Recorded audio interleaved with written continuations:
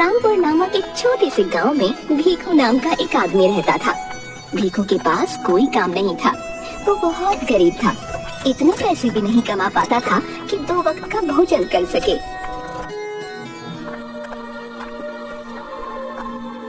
पता नहीं कब मुझे काम मिलेगा। आप जानते हैं अब तो मंदिर में खाना मिलना भी बंद होने वाला है। अब हम कहाँ से खाएंगे? क्या? ये तो बहुत बुरी बात है। ऐसा नहीं होना चाहिए। हाँ, कल ही पुजारी जी कह रहे थे अब से मंदिर में खाना नहीं मिलेगा। ओ, तब तो हमें बहुत तकलीफ हो जाएगी। भीखू के 2 बच्चे भी मंदिर में ही खाना खाया करते थे। बच्चे भी भूखे ही रहेंगे। नहीं नहीं, मैं कुछ ना कुछ जरूर करूँगा। तुम लोगों को भूखा नहीं रखूंगा। अगले दिन से मंदिर में खाना मिलना बंद हो जाता है। सुनिए जी, बच्चे खाने के लिए बहुत जिद कर रहे हैं। क्या दूं इन्हें? भूख तो मुझे भी लगी है। रुको, मैं कुछ लेकर आता हूँ। भीखू आसपास कुछ काम ढूंढता है।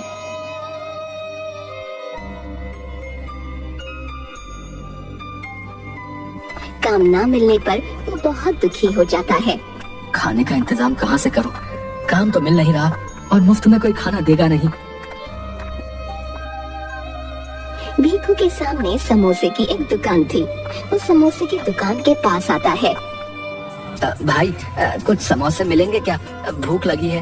हाँ, क्यों नहीं, पैसे दो और ले जाओ समोसे। नहीं भाई, पैसे तो नहीं है। अभी दे दो, बाद में पैसे जरूर दे दूंगा।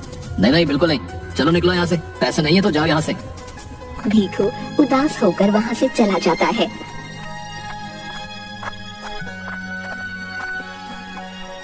वापस घर आता है तो देखता है उसकी पत्नी एक ओर बैठी है और उसके बच्चे रो रहे हैं।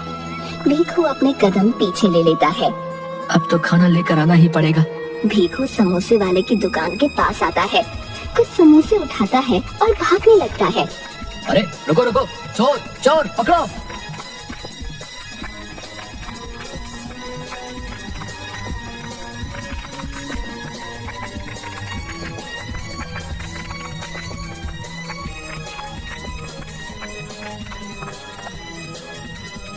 भीखू भागता हुआ घर पहुंचता है।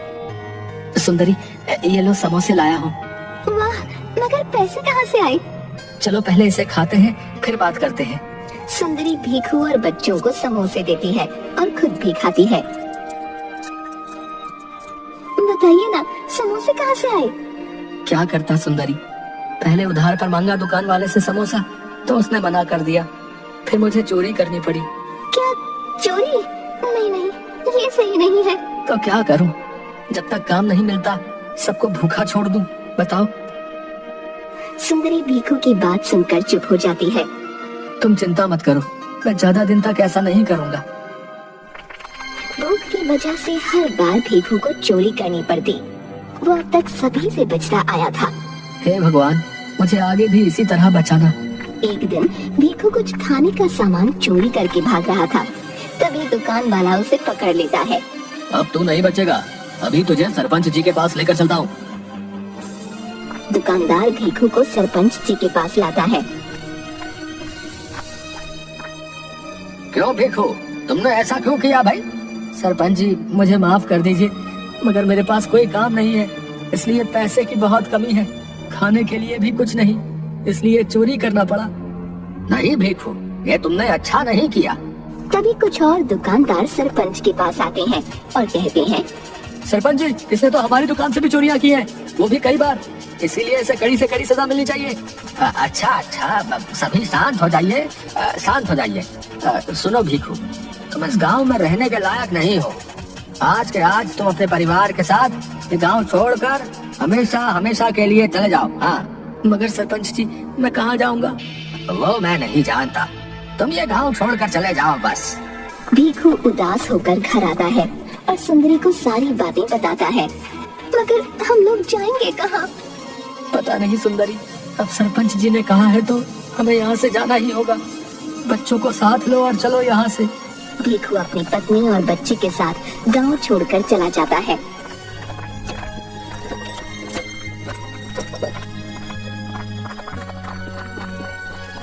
गांव से तो हम निकल गए, मगर रहने के लिए तो कोई जगह नहीं मिल रही। अब हम क्या करें? ये तो मुझे भी समझ नहीं आ रहा। एक काम करते हैं, हम यहीं आसपास घूमते हैं। रात होते ही हम वापस गांव चले जाएंगे और छुपकर जंगल में रहेंगे। अगर गांव वालों ने हमें पकड़ लिया फिर क्या होगा? ऐसा कुछ भी नहीं होगा, हम सभी छिपकर रहेंगे।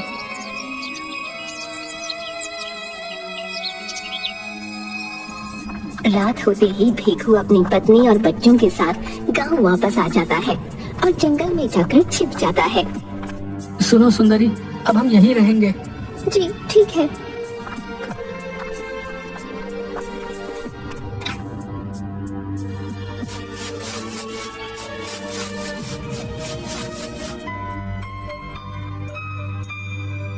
भीखू का परिवार उसी गांव के जंगल में छिप कर रहने लगता है। पेड़ से फल तोड़कर खा लेता था और कुछ सब्जियां मिल जाए तो उन्हें ही बनाकर खा लेते थे। जंगल में रहकर हमेशा भीखू यही सोचता, काश गांव वाले उन्हें माफ कर दें और उन्हें स्वीकार कर लें। कितना अच्छा होता अगर सभी गांव वाले इस बात को भूल जाते और हमें पहले की तरह स्वीकार कर लेते। पता नहीं ऐसा कभी होगा या नहीं, मगर मुझे यहाँ रहने में बहुत डर लग रहा है। अगर उन्हें पता चल गया तो अच्छा नहीं होगा। जब तक सब सही चल रहा है चलने दो, क्योंकि अभी हमारे पास कोई और उपाय नहीं है। अचानक गांव में शोर होता है कि एक शेर घुस आया है। ये बात भीखू को पता नहीं थी। कुछ गांव वाले जंगल में लकड़ियां काटने आते हैं। भाई कहीं मत जाना, मैं तुरंत लकड़ी काट कर आ रहा हूँ, पता नहीं कब शेर आ जाए। हाँ भाई यहीं खड़ा हूँ, तू लकड़ी काट कर आ। जब से गांव में शेर के आने की खबर आई है तब से सबकी हालत खराब हो गई है। ये भीखू सुन लेता है। वो आदमी लकड़ी काट कर चले जाते हैं।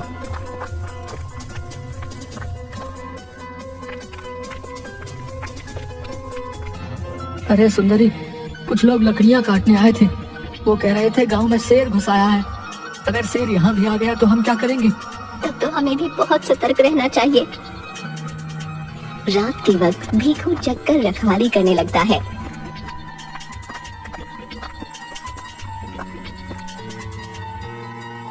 एक रात अचानक भीखू को पैर की आवाज आने लगती है। सुंदरी उठो और बच्चों को भी उठाओ, किसी के पैरों की आवाज आ रही है। सुंदरी उठती है और बच्चों को भी उठाती है। तभी वो देखते हैं शेर उनकी ओर दौड़ते हुए आ रहा है। सुंदरी भागो, जल्दी भागो। सुंदरी बच्चों को साथ लेकर भागने लगती है। शेर उनके पीछे दौड़ने लगता है।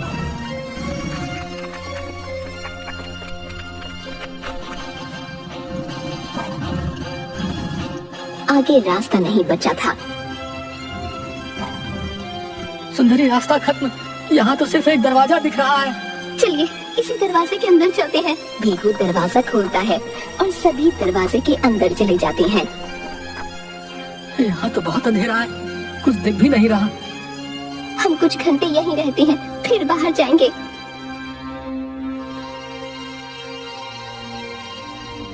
शायद अब तक शेर चला गया होगा।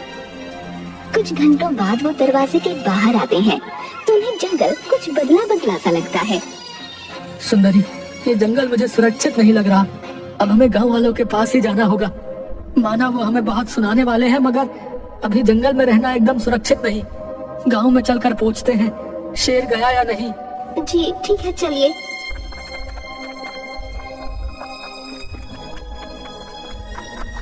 भीखू अपने परिवार के साथ वापस गांव में आता है। भीखू डरता हुआ एक आदमी से बोलता है, भाई जी, क्या शेर गांव से चला गया? शेर? गांव में शेर कब आया भाई? हैं? वैसे ये बताओ कैसा चल रहा है सब कुछ? तुम्हें कोई काम मिला या नहीं? वो आदमी भीखू से बहुत शांति से बात कर रहा था। ये मुझे कुछ नहीं कह रहा।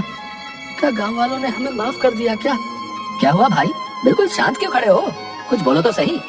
क्या आप लोगों ने हमें माफ कर दिया? माफ? मगर किस बात के लिए? क्या किया है तुम लोगों ने? लगता है गांव वाले इस बात को भूल गए हैं और इन लोगों ने मुझे माफ कर दिया। चलो अच्छा ही है। अब क्या उस बात को याद दिलवाना? छोड़ो, कोई आवश्यकता नहीं। वो खुशी खुशी गांव में रहने लगते हैं। कोई भीखू से कुछ नहीं कहता। सुंदरी, अब मैं चोरी नहीं करूंगा। सुना है सेठ जी किसी काम करने वाले को ढूंढ रहे हैं, वहीं जाकर काम करते हैं। 2 वक्त का भोजन तो मिल ही जाएगा। वैसे भी सभी उस बात को भूल गए हैं। अगर वापस वैसा किया तो सभी छोड़ेंगे नहीं। भीखू और उसकी पत्नी एक सेठ के घर काम करने लगते हैं और उन्हें वहीं से खाना मिलने लगता है और थोड़े पैसे भी। वो खुशी खुशी जिंदगी व्यतीत करने लगते हैं। सुनिए, सेठ जी ने कहा है जंगल से लकड़ियाँ काट कर लाना है। ठीक है, चलो।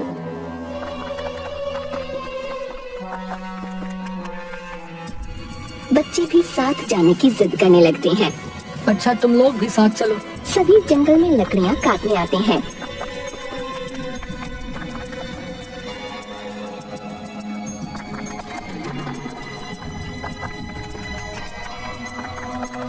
तभी अचानक एक जंगली जानवर उनका पीछा करने लगता है।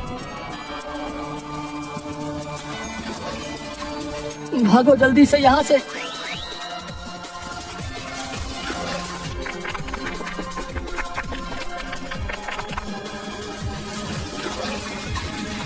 भागते भागते वो वापस उसी दरवाजे के पास आ जाते हैं।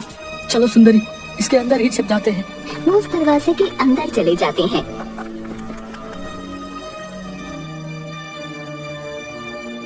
और कुछ घंटों बाद उसमें से निकलते हैं। चलो सुंदरी, वापस गांव चलते हैं। जब वो गांव आते हैं तो उन्हें देख सभी शोर मचाने लगते हैं। तुम लोग वापस गांव में कैसे आ गए हैं? सरपंच ने तुम लोगों को गांव से बाहर कर दिया था ना? मगर आप लोगों ने तो हमें माफ कर दिया था। कब है? कब? हमने कब तुम्हें माफ किया था? जल्दी से जल्दी ये गांव छोड़कर चले जाओ, वरना सरपंच जी को बता दूंगा। उन्हें वापस गांव से बाहर कर दिया जाता है। ये क्या हो रहा है? अभी तो सब कुछ सही चल रहा था, अचानक इन्हें क्या हो गया भाई? रात के वक्त वापस वो गांव आ जाते हैं और जंगल में जाकर छिप जाते हैं। हमें फिर से यहीं रहना होगा। पता नहीं गांव वालों को क्या हो गया है। कभी वो हमें माफ कर देते हैं, कभी भगा देते हैं। तभी उन्हें किसी ऋषि के मंत्र पढ़ने की आवाज आती है। वो ऋषि के पास आते हैं और वहाँ आकर वो ऋषि को सारी बातें बताते हैं।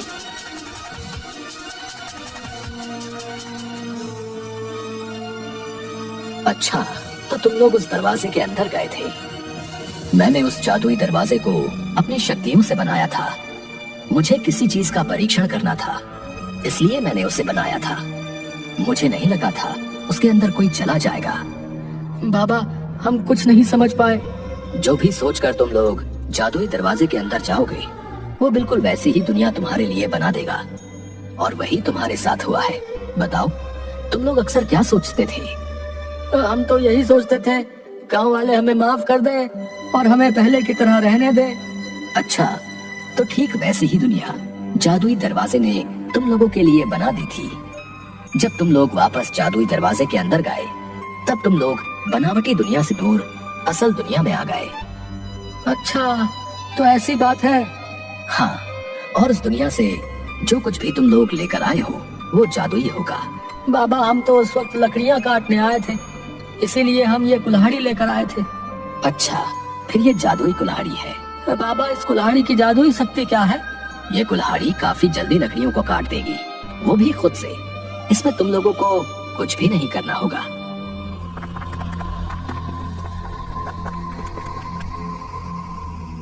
सुंदरी, अब क्या किया जाए?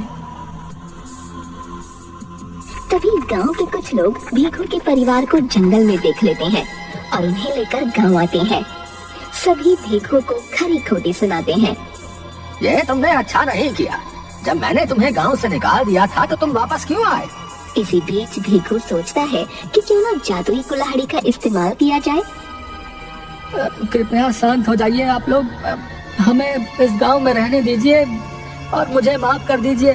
मैं अपनी गलती का प्रायश्चित करना चाहता हूँ और इसके लिए मैं गांव के सभी लोगों के लिए मुफ्त में काम करने को तैयार हूँ। कौन सा काम करोगे तुमने? सभी के पास जितनी भी लकड़ियाँ काटने का काम होगा वो मुझे दे दीजिए। मैं जल्दी से जल्दी आपका काम करके आपके घर पहुँचा दूंगा, वो भी मुफ्त में। ये सुन सभी भीखू की बात मान जाते हैं और लकड़ियाँ काटने का काम उसे दे देते हैं। जादुई कुल्हाड़ी की मदद से भीखू फटाफट लकड़ियाँ काट कर गाँव वालों के घर पहुँचा देता है। भीखू का काम देख सभी उसे माफ कर देते हैं। इसके बाद से यही भीखू का काम बन जाता है। अब सभी उसे पैसे देकर लकड़ियां कटवाने लगते हैं। भीखू हमेशा के लिए चोरी करना छोड़ देता है और इसी काम के सहारे पैसे कमाने लगता है।